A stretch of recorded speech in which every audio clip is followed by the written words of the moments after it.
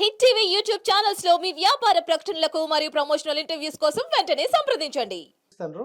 So, Instagram అనే కాదు తన డైలాగులు గూడా వైరల్ అవుతున్నాయి. సో, ఇవన్నీ తెలుసుకునే ప్రయత్నంలో చిన్న chit chat. Okay. Hi.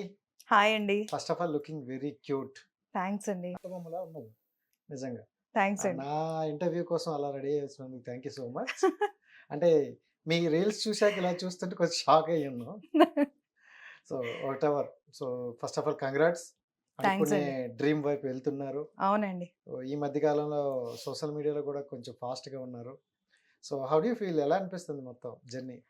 Journey అండి లేట్‌గా ఉన్నా లేటెస్ట్‌గా ఉందని అనిపిస్తుంది నాకు. హ్మ్. బావుందండి. సో, యాజ్ ఎ యాక్టర్‌గా అంటే జనరల్‌గా చూసుకుంటే ఒక్క సినిమాతో హిట్ వచ్చేవాళ్ళు చాలా మంది ఉన్నారు. బట్ మీరు చూసుకుంటే ఒక 17, 18 మూవీస్ చేశానని అన్నారు. అవునవును. లిటరల్లీ టు బి హానెస్ట్‌లీ చెప్పాలంటే నాకు తెలీదు.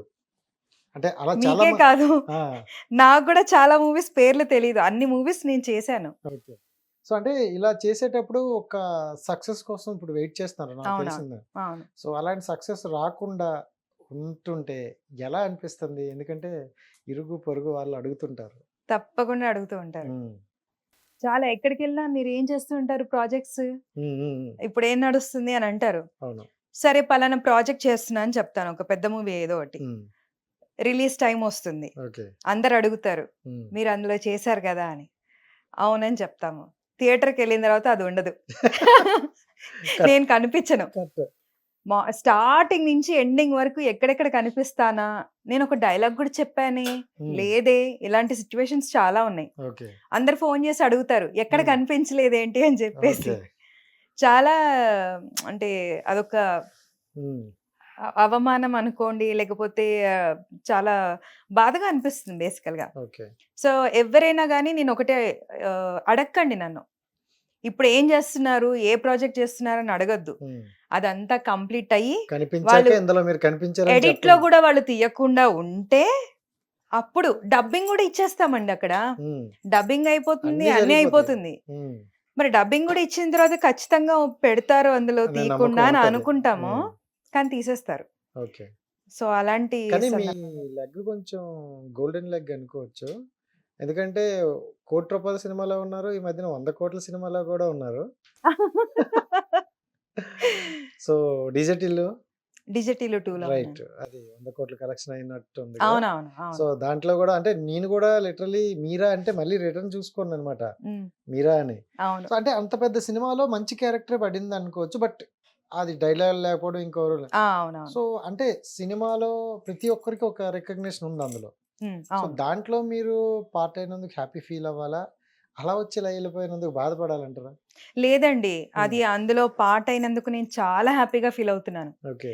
కొన్ని సినిమాల్లో నేను 10 రోజులు, 15 రోజులు, 20 రోజులు చేసినవున్నాయి.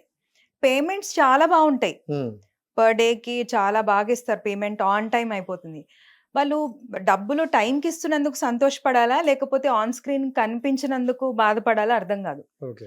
సో, ఫర్దర్ గ్రోత్ ఎవరికైనా ఏదైనా చూపెట్టాలి అంటే ఆన్ స్క్రీన్‌లో మన యాక్టింగ్, హ్మ్. అది పండడం, అది జనాల్లో రీచ్ అవ్వడం అది చాలా ఇంపార్టెంట్. అవును.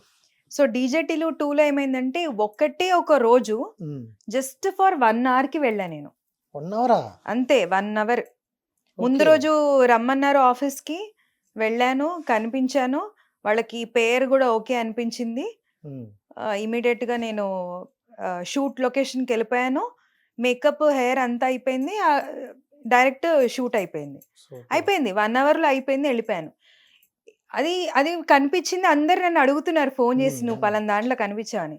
మరి 'భీమాలో', 'పుష్పలో' కొన్ని షూట్స్‌లో అయితే చాలా డేస్ చేసినవి ఉన్నాయి. ఎక్కడ కనిపించను. మీరు చెప్పిన ఇప్పుడు ఒకసారి మీ మూవీస్ ఫటాఫట్ ఒక 4, 5 చెప్పండి. 'బటర్‌ఫ్లై' చేశాను. హ్మ్. 'శ్యామ్ సింగ్ రాయ్' చేశాను. 'శ్యామ్ సింగ్ రాయ్‌లో' కూడా డైలాగ్ ఉంది కనిపిస్తా నేను. ఓకే. ఆహ్, 'డీజే టిల్లు 2' ఐ మీన్ 'పుష్పలో' చేశారు. 'పుష్ప' ఆ! చేశాను. హ్మ్. 1లో చేశాను. హ్మ్. 2లో లేదా అక్కడ? 2లో లేదండి. ఇంకా అడగలేదా? ఫిక్స్ అయిపోయా నేను హ్మ్. చెయ్యొద్దు. అది చూసాక దీనికి ఫిక్స్ అయిపోయారా? 'పుష్ప 1' చూసిన తర్వాత 2 వద్దులే అని ఫిక్స్ అయిపోయా నేను. హ్మ్. అంటే సో పెద్ద సినిమాల్లో అవకాశం అనేది కొంచెం కష్టము హ్మ్. రావడం అంత తొందరగా. కష్టం వచ్చింది గూడా మనం రిలీజ్ అయిన వరకు మనం ఉంటామో లేదో మనకి తెలీదు. తెలీదు. అంతేనా? ద వే ఆఫ్ ట్రీటింగ్ గూడా మారిపోతుందండి. ఓకే. చిన్న సినిమాలు వాళ్ళు చాలా చూసుకుంటారు. హ్మ్. కానీ పెద్ద సినిమాలో అలా ఉండదు. ఉమ్. సో అలా. సో పుష్ప 2లో సో పుష్పలో అయితే ట్రీటింగ్ అంత లేదంటారా? అంటే బాగా రికగ్నైజ్ అయ్యి ఆ, క్యారెక్టర్స్ అయితే గనక వాళ్ళకి చూసే విధానం బాగుంటుంది. లేకపోతే కొంచెం అలాగా. మ్మ్. అంటే జనరల్గా కొన్ని ప్రొడక్షన్ హౌసెస్ చూసుకుంటే అవును. జూనియర్ ఆర్టిస్టుల నుండి హీరో వరకు అందరిని ఒకేలా చూసుకుంటారని విన్నా. కొన్ని ప్రొడక్షన్ హౌస్లు చూసుకుంటే అటు ఇటు ఉంటాయని విన్నా. ఇప్పుడు ఏ పేర్లు మనకొద్దు, బట్ అది నిజమా కాదా? లేదండి. పెద్ద అంటే నిహారిక ప్రొడక్షన్స్ నేను ఏదైతే మ్మ్. చేశానో అందులో ఆసమ్ అండి చూసుకునే విధానం. ఓకే. ప్రొడక్షన్ హౌస్ నేను మ్మ్. నిజంగా అంత క్వీన్ ట్రీట్మెంట్ ఎక్కడా చూడలేదు. మ్మ్. వాళ్ళ దగ్గరే చూశాను అంత పెద్ద సినిమాకి. మ్మ్. మిగతా వాటిలో నేను అలా చూడలేదండి, to be okay frank. Okay okay. So